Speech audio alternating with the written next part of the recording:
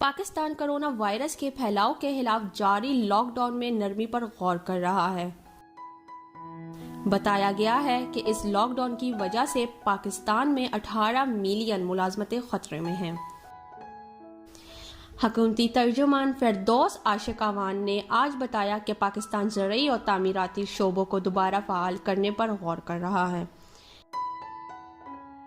इन्होंने बताया कि काबीना ने रवां हफ्ते सीमेंट और फौलाद के पैदावारी सेक्टर को 14 अप्रैल से दोबारा खोलने पर इत्तफाक किया है। पाकिस्तान में अब तक कोरोना वायरस से मुतासरा अफराद की मुसद्दका तादाद 4,500 से अबूर कर चुकी है। नौशीन sportsstory.news